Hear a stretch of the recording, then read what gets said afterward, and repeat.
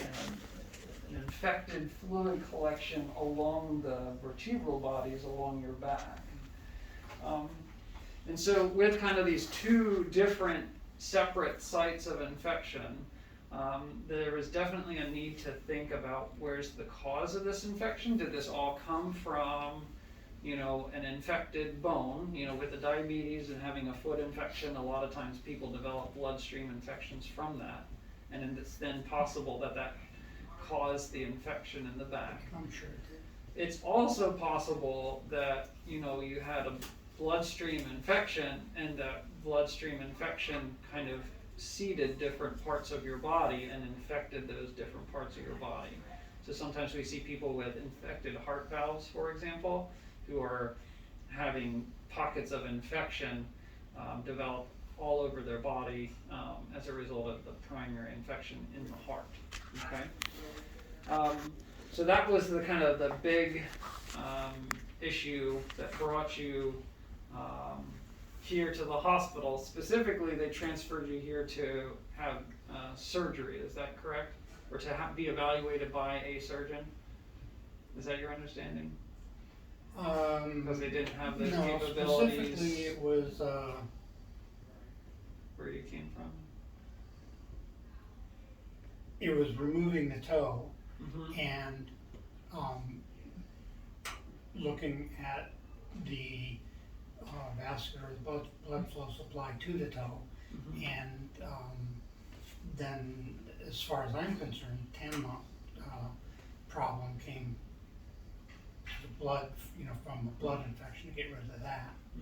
Because I'm almost positive, because of when all this stuff happened and how it happened, Yeah. that the blood infection was a offshoot of the ulcerated toe. Okay. And because I could see that there was a hole in the top of my toe, and it's just almost like it was constantly oozing kind of a grayish red pus. Mm-hmm. And then, and this may be nothing, it may be something, but the pain moved up into my calf, and it settled in this calf, and then it moved out of the calf, and it moved the pain into my chest. Masters in neurosurgery. Neurosurgery? Okay. Yeah. Y'all are. I'm the attending hospitalist in charge of this. Oh, outstanding. Okay. Do you mind if we just kind of group powwow here? No. That'll be all right. Hey there, boss.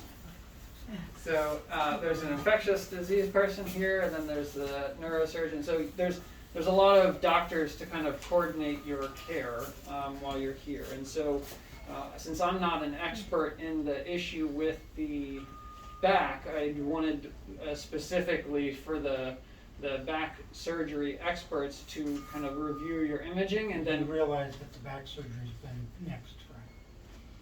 Well, my understanding is that they said initially no surgery to do at this point in time, but I think my main question for them clinically is at what point do we re-image the back, and at what point do we sort of reassess those Well, he things? told me yesterday that if I didn't get this, that if I have these pockets of infection in my back, and Yeah. I didn't have them taken out surgically, Yeah. that I could be paralyzed in a week or two. Who he? Right.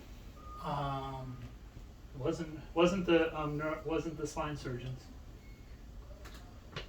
Hawaiian looking guys. Okay. Yeah. No, you have infection running all up and down your spine, Okay. and to do anything with that is just going to spread infection. So this isn't something that we can go in and take out. Your infection's in front of the spine, behind the spine, runs all up and down through your rib cage, even up into the bottom of your neck and such. Right. So, and especially with a big guy like you, trying to do something surgical is going to just start a spiral of things. So what do you do? Antibiotics. Okay. Long course of Lots antibiotics. of antibiotics. So just because of that risk of cord damage and things like that was commented on the initial MRIs. That's Is the there a time to re-image, or is it just a clinical follow-up, and if the exam changes, then re-image, or That's something exactly like that? it. The latter. That's exactly it. Let me tell you what I'd like to do. Because, I mean, you kinda jumped on me like I made the decision, and I'm not saying you did, I'm just saying, somebody told me that the surgery was out. Yeah. And all I knew was what the last thing I heard out of a doctor's mouth was that good news, we're not gonna have to do the surgery, so you're Yes. not gonna have to stay here. You know, cause we're initially gonna be doing the surgery today. So if I'm not doing the surgery, I don't have to stay. Then I have a guy from vascular surgery come in and say, well, you gotta stay for a couple more days or you're gonna lose your foot. And I've got evidence to prove it, but I can't show it to you right now because we haven't actually gotten it yet, which is a whole different thing. But can we cut to the chase about what we can do? I want to be gone. If we can do something with antibiotics, put in a pick port or pick whatever, something like that, give us instructions on how to do it or whatever, then I'm all for that. And so instead of talking about things we can't do or talking about things we're gonna do and aren't gonna do anymore and maybe can do later but aren't gonna do now, these things are all ephemeral to me. Things that can be done, things that we can do, and those are the things I'd like to talk about. So what can we do? Okay.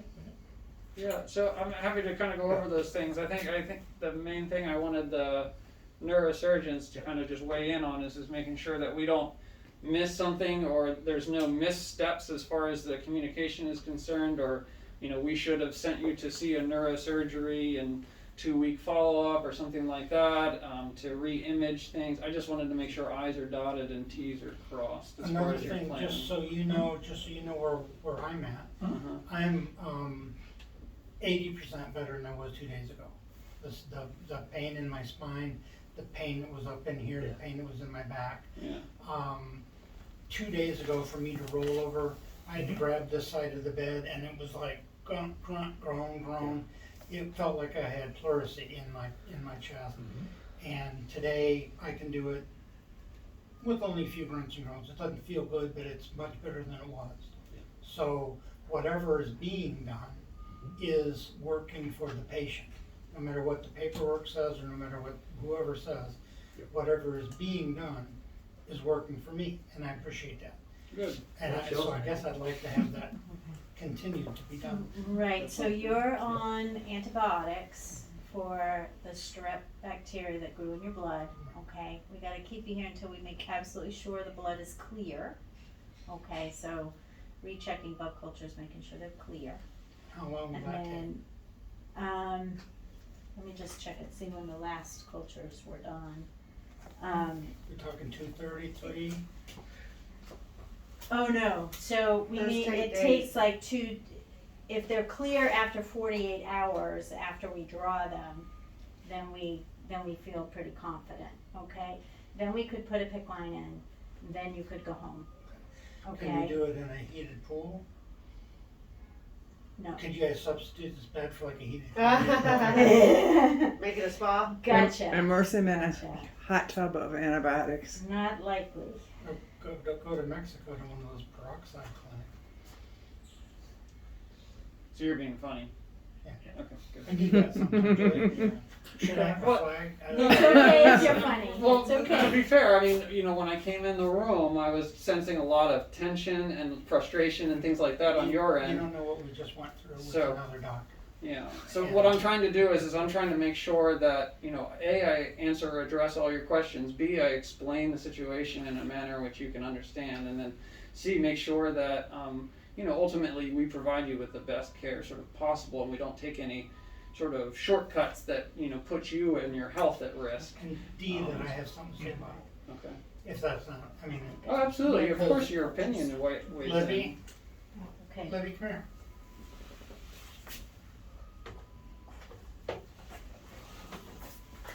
This is Libby. She's 35 years old. Hi. She's brain damaged. And she wouldn't be here today if I had not questioned the doctor. Very simply put, her respirators had blown out, her neck was blowing up. She was gonna be brain damaged or brain dead when the respirator pressures surpassed her artery pressure. they told us that, we stayed there with her all night. I asked the doctor, I said, why can't you just go in there with a syringe and pull it out? And he said, Mr. Whitney, you don't understand. It's like a sponge, it's like pockets, it's not. And they said, look at her body. She gets a blood stick every half hour, and she's been there 6 weeks. How many does that add up to?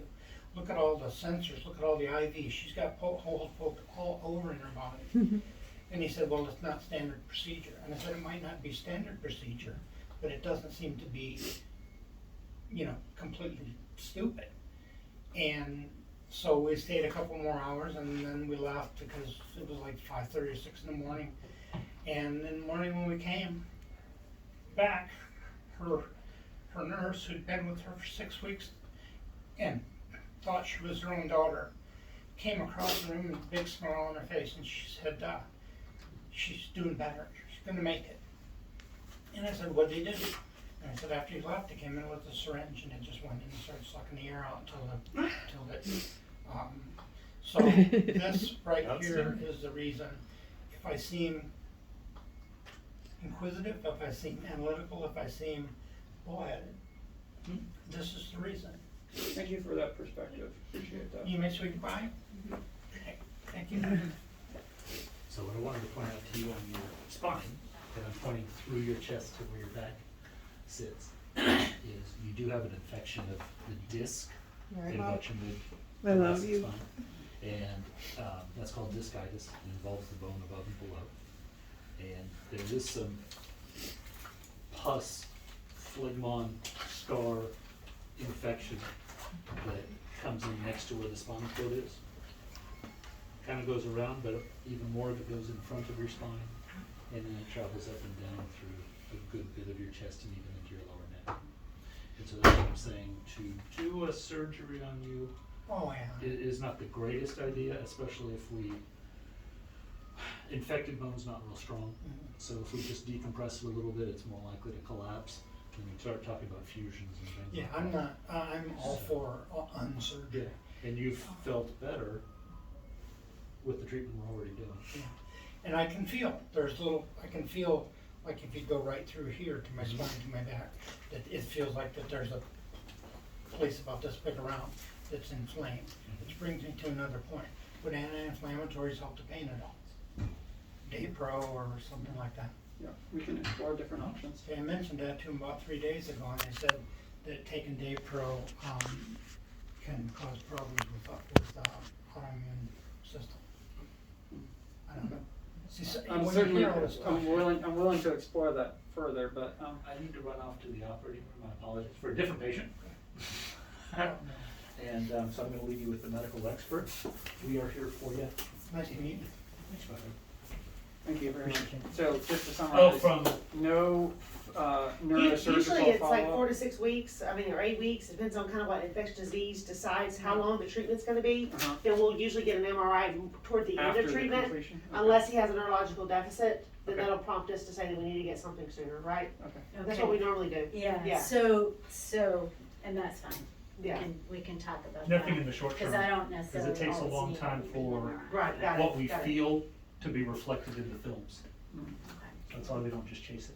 And Well, so it may be, and if he's and completely, and if maybe he, already If you're understand. better, you don't. if everything's Yeah. resolved, then we don't need to get one, but if he had persistent pain or something like I've that, had, that might prompt us that we need to get some more imaging, right? So, Sufficient Absolutely. exposure to medicine through my daughter, through my dad, through my mom, and we're kind of a tight family and we're there. So we were all there for all of my dads. He was like a bionic man. My mom died of cancer. She's been through a lot, and having been through all of that, I've been exposed to, I'm not a doctor by any means, but I've been exposed to certain things. And so, and I'm an outside the box thinker. So when I see, when I think of something like Daypro, my pain is caused from inflammation. I must leave. Thank you so And- much. Thank you. But if my pain is caused from inflammation, it just seems common sense that we would look for something to reduce the inflammation because, Okay. and I don't think Daypro really has